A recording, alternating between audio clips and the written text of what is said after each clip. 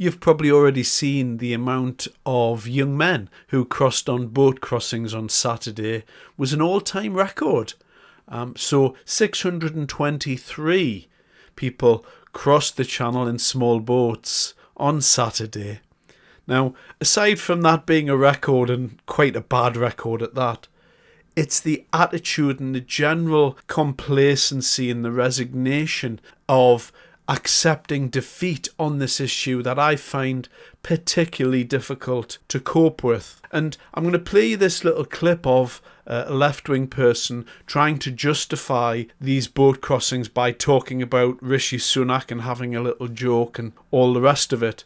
Within all of this, though, what really needs to be borne in mind as you're listening to this man is that it costs the British taxpayer almost, approximately, no one really knows the first year cost, but over the first year, the British taxpayer is going to spend approximately £25 million keeping these people that arrived on Saturday. So just these people is £25 million to the taxpayer. And you imagine how much tax that is on the average person that it takes to accumulate that. And this is just one day. This year, there are going to be all sorts of records smashed with these small boats. Anyway, I will play this little clip for you.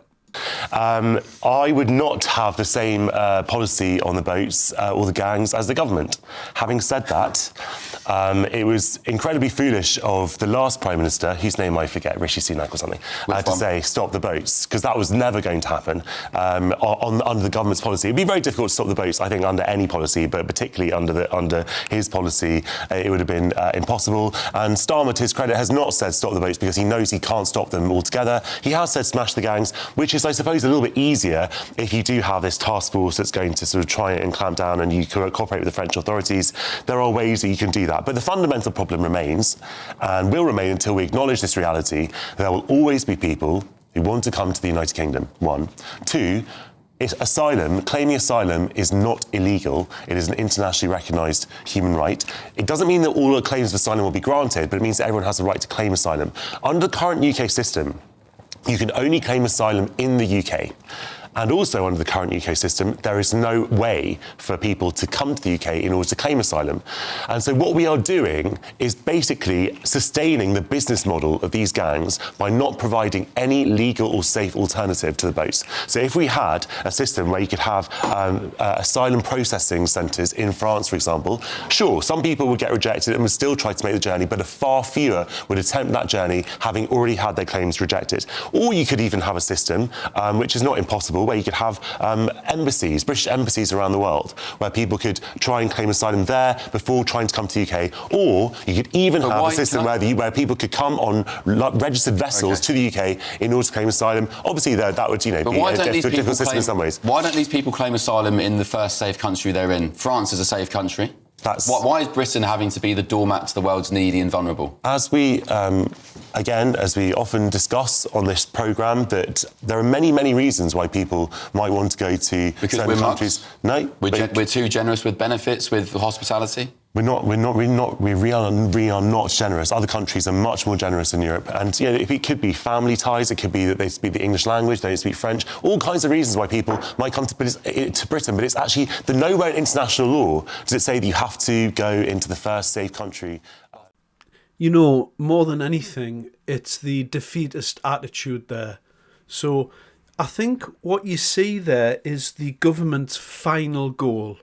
The government's final goal is not to just keep endlessly being battered around on this issue of smash the gangs. That's not what the government's trying to do. The government is trying to do what this gentleman here is proposing. The government wants to set up safe asylum routes, safe asylum boats, safe asylum entries into foreign embassies around the world. This is what they want to happen. They have no intention of stopping these boats. So the £25 million that's being provided by the British taxpayer, this gentleman here, ideologically speaking, he's fully on board with all of this because he wants additional people coming into the country via this route. So does the Labour Party. And it's the defeatist attitude. I don't think people like this understand how this is viewed, first of all, by the people of this country, but also by the international community.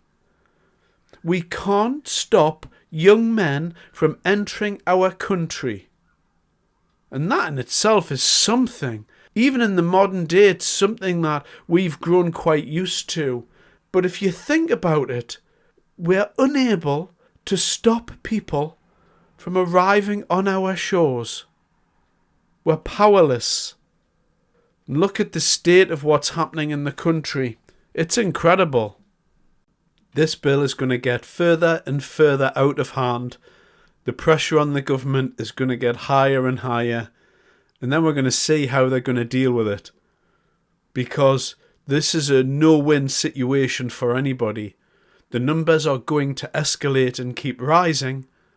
And the amount we spend on it is going to keep going up and keep rising. And the amount of hotel places that the government needs to provide for these people coming across is going to keep going up.